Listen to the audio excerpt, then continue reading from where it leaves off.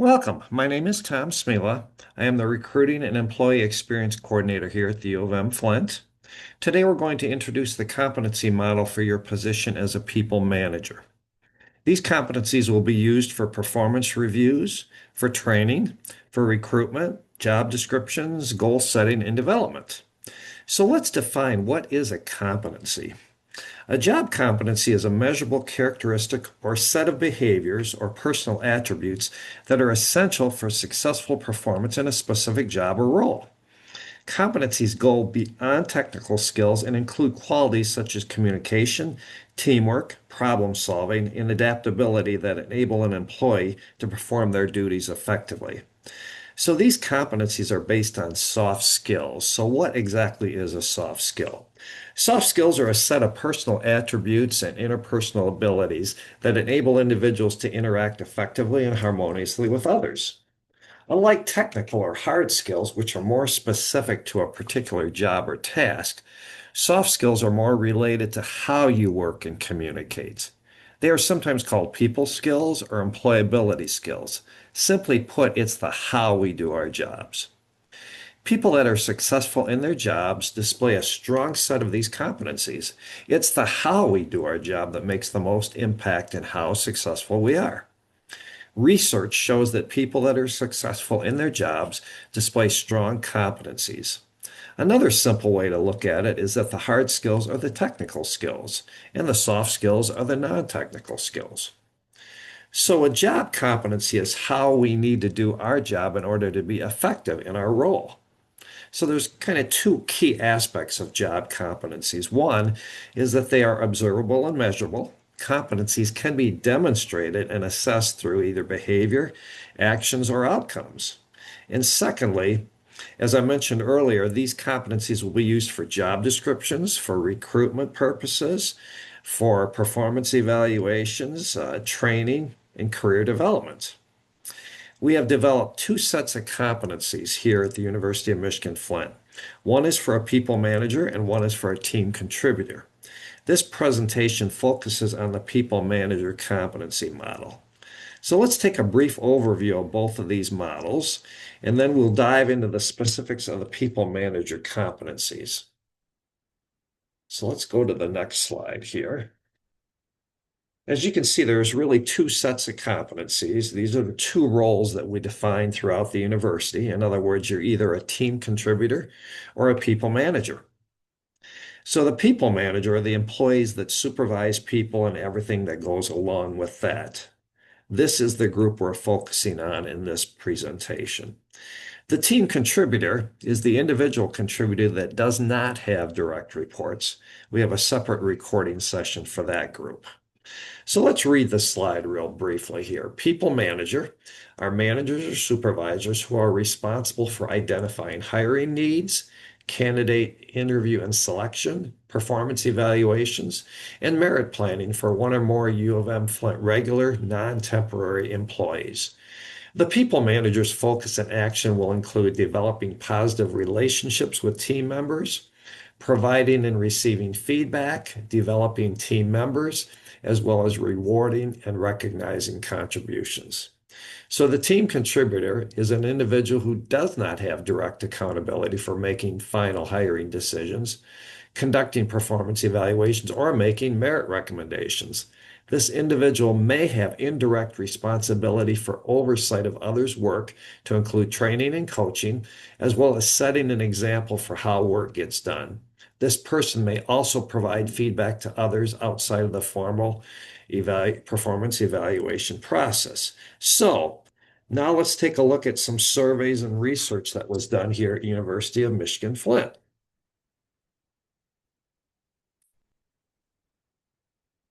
So what you see here is kind of a snapshot of where are we at today with our culture at U of M Flint. This is really the ideal version of ourselves. This is really the ideal culture we'd like to reach for. And by displaying these attributes, or what we call competencies, you will be successful and can help spread this culture to others in the university. And these were based on surveys and interviews with focus groups and things like that in previous months. So let's read this slide. Student focus, customer service. We here at U of M Flint understand that our student is the number one customer and that customer service is critical to be successful.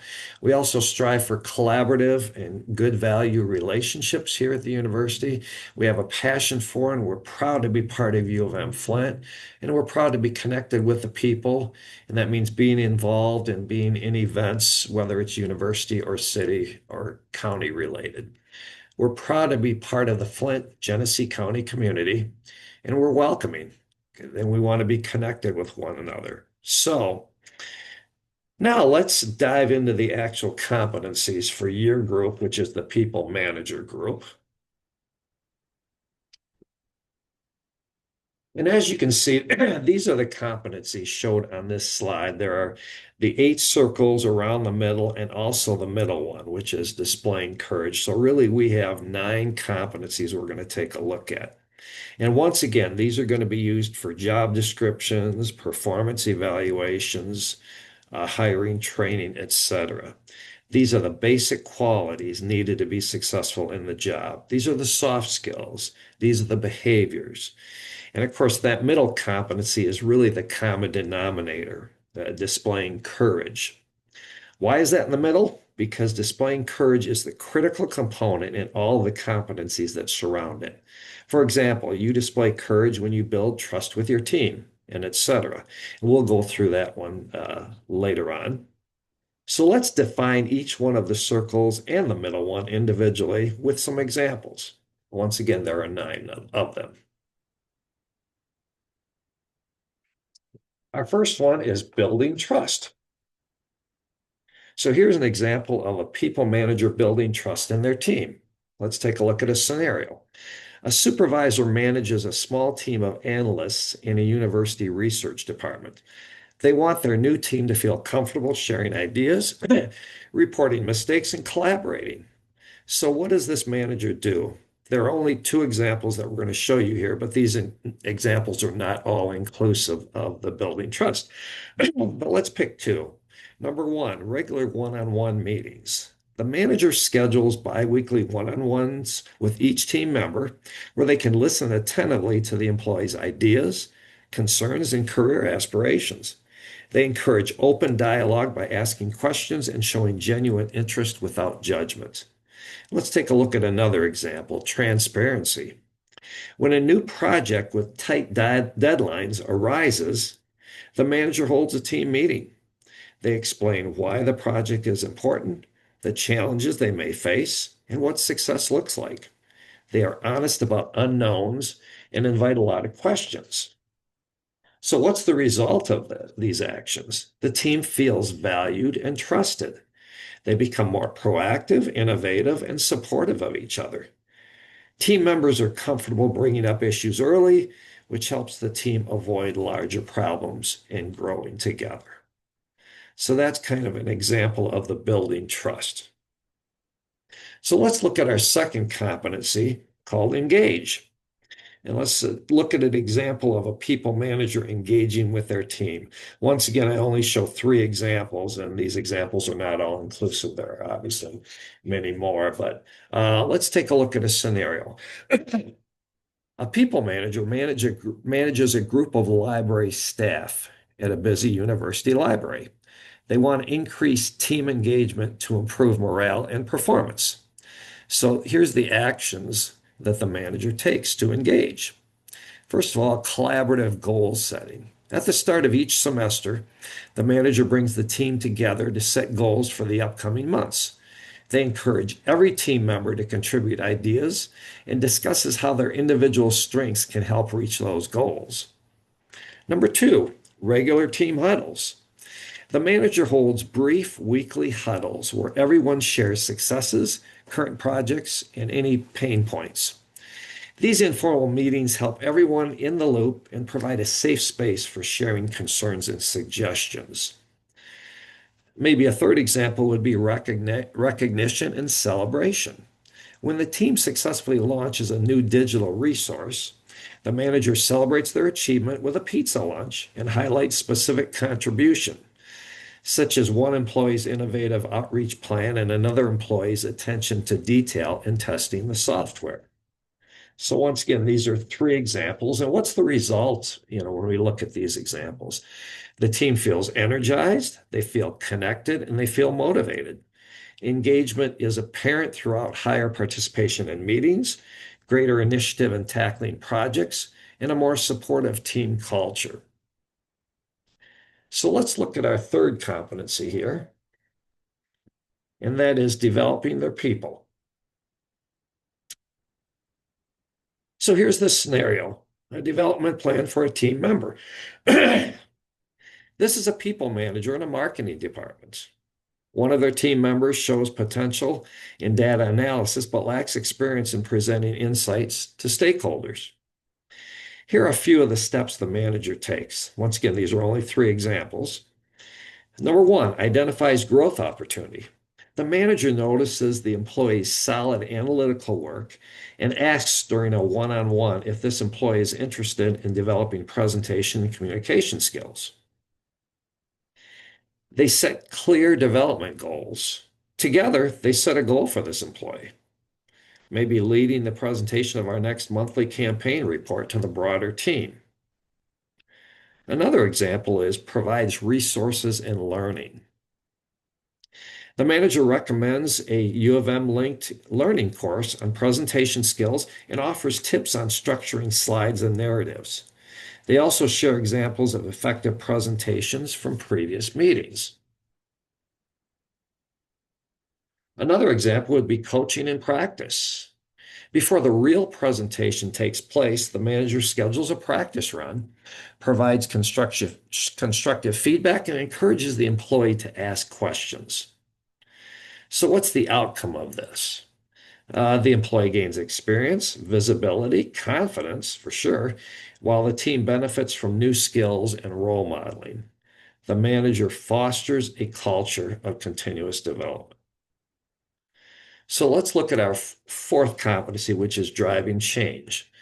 And this is really looking ahead to see ways to improve the organization, keep current with university and industry trends, identifies best practices, and translate these into action for the university. It's really having a change mindset, being proactive and don't accept the status quo, being innovative and managing risks. So let's talk about an example of a people manager driving change within their team. So this is a people manager of an 8 customer service team, customer service representatives in a department. Over the past year, customer satisfaction scores have plateaued and response times are longer than the university's target. Senior leadership asks your department to move toward a more proactive approach model, support model, including a ticket triage system and more frequent customer follow-ups. So here's a few examples of how you as a people manager drive change. There's 3 examples here. 1, communicate the vision and the need for change. In a team meeting, the manager explains the new direction and why it matters. Quote, improving our response times and being more proactive will help students and staff have a smoother technology experience, building greater trust in our departments. Another example would be involving the team in the process. And the manager invites feedback. What would make these new processes work best for you? What concerns do you have? And then you assign a few team members to trial different triage workflows and gather input on challenges and opportunities that you face. Another example is then piloting the change. The team tests the new ticket triage system for 2 weeks. You check in regularly, adapting the process based on team feedback. So what's the outcome? In a couple months, customer satisfaction scores climb, and the team feels more empowered, knowing their input shaped the new approach. The manager highlights their adaptability in a recognition memo to the director. So what are some really key takeaways from this example? The manager communicates openly and often about the change and the purpose behind it. Team members are involved in shaping this process. Feedback is actively solicited and used to improve the rollout. And support and recognition are provided throughout the process. The manager creates buy-in by connecting the change to the team's daily work and the university's larger mission. So that's the set of our first four. So let's go to the next slide and do the second four. We're going to look at our fifth competency, assessing talent. This is managing the entire employee life cycle from recruitment to offboarding. Be aware of any biases that may affect assessment. Provide clear feedback to each team member. Be able to articulate rationale behind the assessment. Ensure the team is working in an efficient manner. Recognize contributions of others and meet people where they are by understanding what their interests are and what their motivations are. So let's look at a scenario for assessing talent. Talk about a team meeting post-project completion. After the successful conclusion of a months-long software development project, the manager decides to formally assess the strengths and growth areas of the person's five-member team. They use a combination of observation, feedback sessions, and formal performance reviews. So let's look at the individual review meetings. The manager schedules one-on-ones with each team member to discuss their personal achievements, challenges, and perspectives on that project. They use open-ended questions such as, what tasks did you find most rewarding during this project? And secondly, where did you feel you could use more support or development? So let's look at another example, development plan discussions. And this is the situation where the manager discusses some growth opportunities. They may assign one employee who shows strong leadership as a mentor for new interns. They may assign one other employee to enroll in an advanced programming course given their aptitude for technical challenges. And they may support one employee in improving their presentation skills since that person has expressed interest in leading more client meetings. So really, in summary, the manager uses their assessment to balance workloads, align training opportunities, and tap into the individual interests and skills of their team members, ultimately strengthening the team and increasing job satisfaction. People like to do certain things and they're really good at certain things. That's what, if that works, the manager can assign those people to those things. So let's look at the sixth competency, and that's being transparent. And really, it's being authentic, open, and honest when communicating to the team. Shares news and updates as quickly as possible. Balances messages to include positive and negative when applicable. Listens and be open to thoughts and ideas. And share your genuine self with your team and others. So let's look at an example of upcoming organizational changes as a scenario. This manager is in a university IT department. The central IT office has informed managers that the department will be restructuring, potentially impacting team roles and projects. The manager is committed to keeping the team informed and minimizing anxiety caused by uncertainty. So in this example, the transparent communication might be a team meeting announcement, and I'll quote this. Hi, everyone. Thank you for joining on such short notice. I wanted to meet today to discuss some updates I've received from university leadership.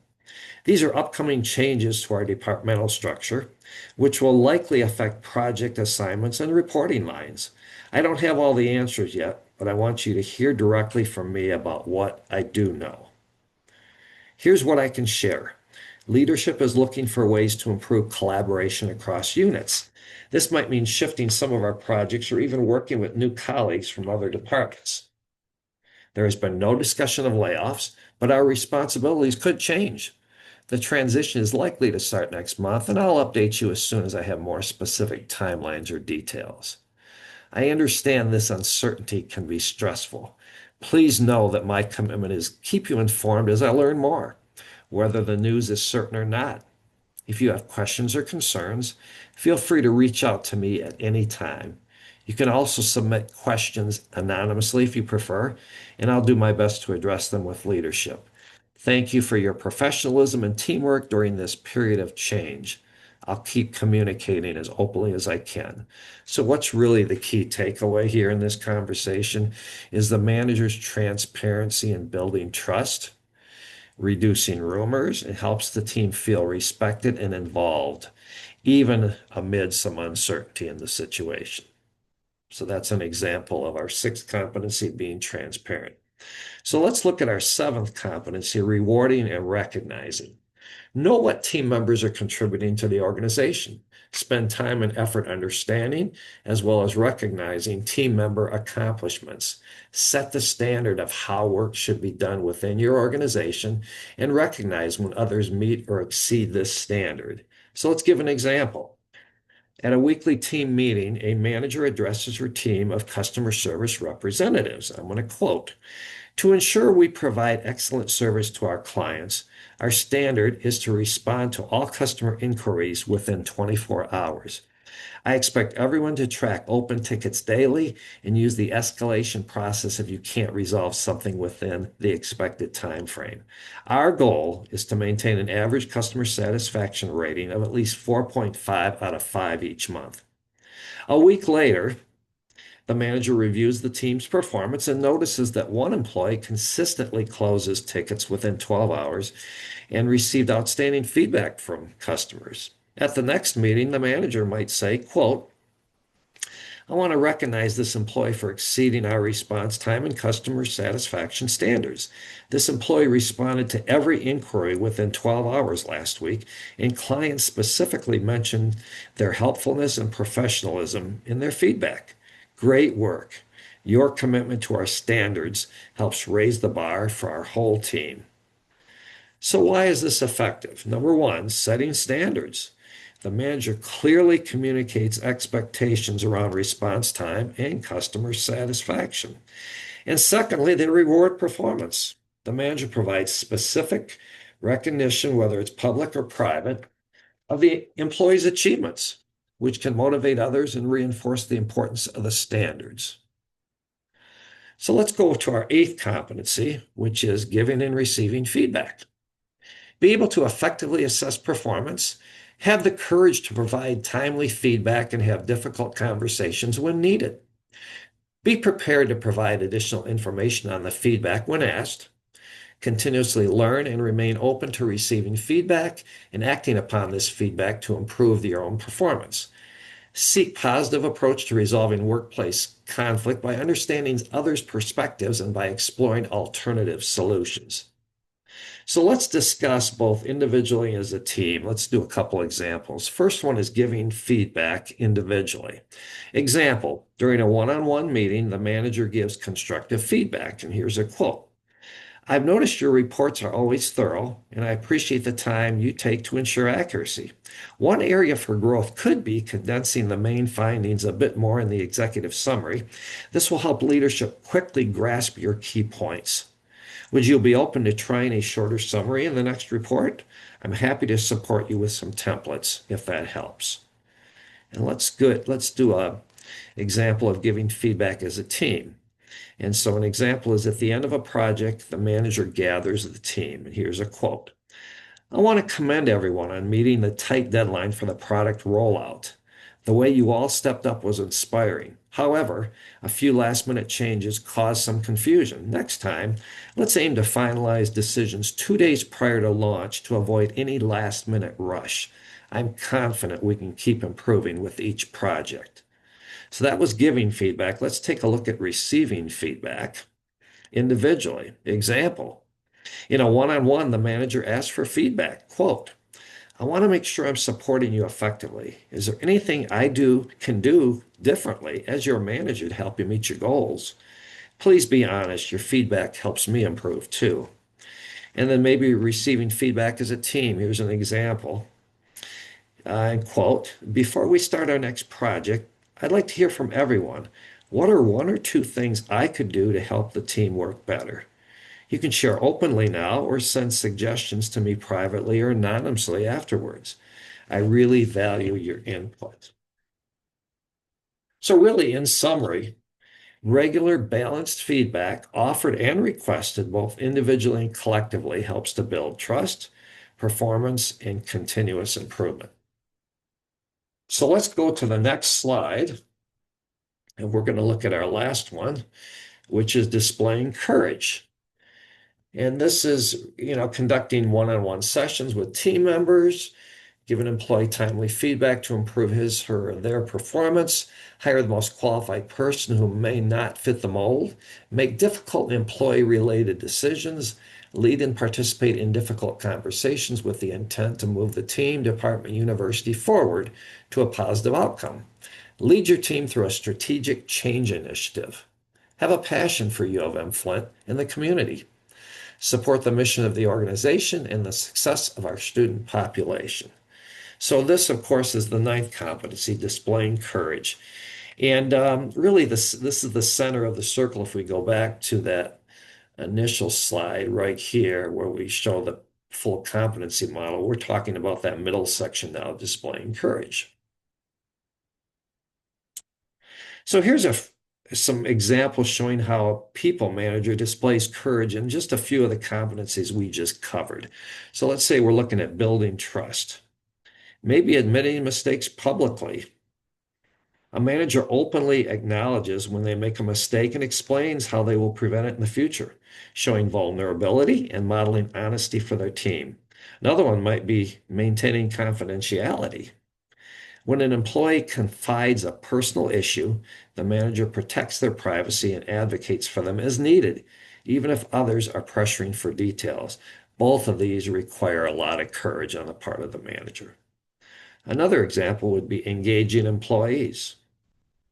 A manager invites open discussion about team processes and openly asks for suggestions, even if they know not all feedback is going to be positive or even easy to hear. And they also, another example would be supporting inclusion. The manager speaks up when they notice certain voices being left out and proactively ensures that all employees, regardless of role or background, are included in discussions and decision making. Both of these takes a lot of courage to do as a people manager. Let's look at another one of those competencies, developing their people. Here's a couple examples. Challenging assignments. The manager offers a stretch assignment to an employee who has potential but lacks experience, even if there's a risk of failure because they believe in the employee's growth. How about advocating for training? The manager fights for funding or time off for professional development opportunities, prioritizing their team's long-term growth over short-term productivity pressures. This takes a lot of courage. So you can kind of see how that courage is right in the middle and affects really all of the other competencies that we talked about. So in summary, courageous managers are willing to have those tough conversations, to be honest and vulnerable with their teams, to celebrate all kinds of contributions, and both give and receive feedback openly, even when there is risk to relationships, comfort, or their own position. This builds strong, trusting, and high-performing teams. So this is the conclusion of the recorded training. To get access to the actual annual performance review form, use the same link that you used to get to this recording. And if you have any further questions about this topic, you can place an order in the TDX system using the HR client portal. Thank you very much and have a great day.